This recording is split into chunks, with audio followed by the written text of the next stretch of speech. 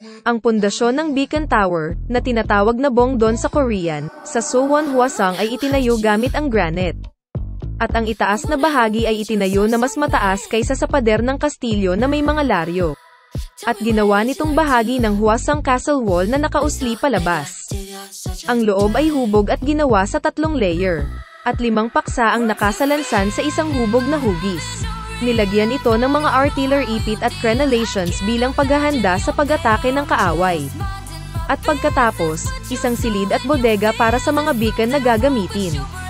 Sa pangkalahatan, ang mga usok at apoy ay ginamit sa mga butas upang magsenyas patungo kay Yanggan Seokseong Sun Mountain at Hongchundae Bonghwa. Ang Bongsu troops ay scout ng Hwasong Temporary Palace at sa paligid nito. Ang usok ay sinindihan sa araw at apoy sa gabi upang magpahiwatig ng panganib.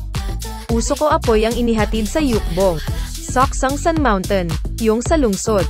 Matapos matanggap ang ganbong mula sa Gundol Sun Mountain sa Bongdam-yup na nanggaling sa Hebong, Hongchundae, Jang'anmayan, Hwasong City. Ang sistema ng pagbibigay ng senadoryas ay nagsisimula sa unang paksa sa timog. Sa mga normal na panahon, isang beacon ang itinaas araw at gabi. Kapag lumitaw ang kaaway malapit sa hangganan, mayroong 2 beacon. Kapag ang kaaway ay umabot sa hangganan, mayroong 3 beacon. Kapag ang kaaway ay sumalakay sa hangganan, mayroong 4 na beacon, nang magsimula ang labanan. Lahat ng 5 beacon ay itinaas.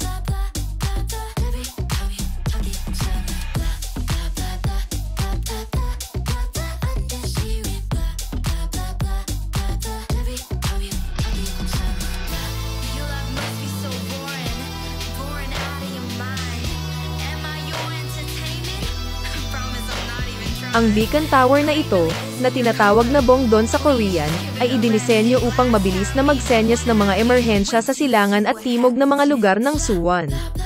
Isang smoke signal mula sa tore ang agad na nakita sa temporary palace sa Hwasong Fortress, kung saan naninirahan ang lokal na mahistrado. Beacon Tower na matatagpuan sa Hwasong Fortress ay itinayo mula sa ladrilyo noong ika-17 ng Hunyo taong 1776 na nakikipag-ugnay sa kastilyo, na naiiba sa Beacon Fire Station matatagpuan sa tuktok ng bundok. Ito ay halos hindi nangyayari sa mga uri ng Korean castles at isa pa sa mga kinatawan ng pasilidad ng Suwon Hwasong Fortress, na nagtatampok sa mga detalyadong disenyo nito tulad ng isang gawa ng sining. Ang tore ay binubuo ng 5 chimney na gawa sa ladrilyo. Karaniwan, ang chimenea sa dulong timog ay naiilawan sa gabi para hudyat na maayos na ang lahat. Kung sakaling magkaroon ng emergency, lahat ng 5 chimney ay dapat sinindihan. Sa kabutihang palad, walang mga kaso kung saan ang lahat ng 5 chimney ay kailangang sindihan. Kabilang sa mga paraan ng komunikasyon sa nakaraan, bilang ang pinakamabilis at pinakatumpak na paraan Bongdon, na itinayo bilang hugis ng Bonghwadae sa Korean, ay na-install sa Suwon Hwasong Fortress. Kahit na malayo si Haring Jungjo sa Hanyang, ang kabisera ng Joseon Dynasty, inihanda niya ang lahat ng pagsisikap sa pagpapatakbo ng bansa, na walang iniwan na problema. Makikita mo ang masusing paghahanda ni Haring Jungjo para sa perpektong pagbuo ng Suwon Hwasong Fortress.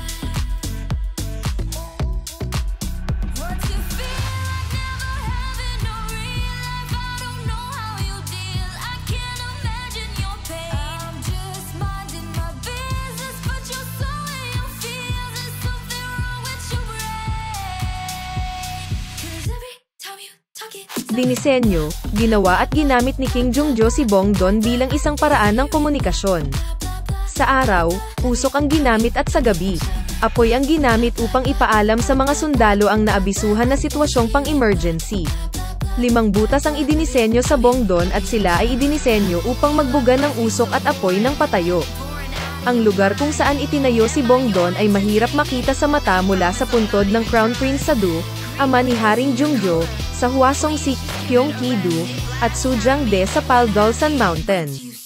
Sa Bongdon, ang mga sundalo ay maaaring mabilis na tumugon sa mga emerhensya, lalo na sa gabi. Dahil dito ay malayo, Keikyo, ang kabisera ng Joseon Dynasty, itinayo si Bongdon para sa kaligtasan ni King Jungjo. At ang Bongdon ay itinayo na may kakaibang disenyo. At ito ay nasuri bilang magandang arkitektura at kinanta ni So Won-hwa.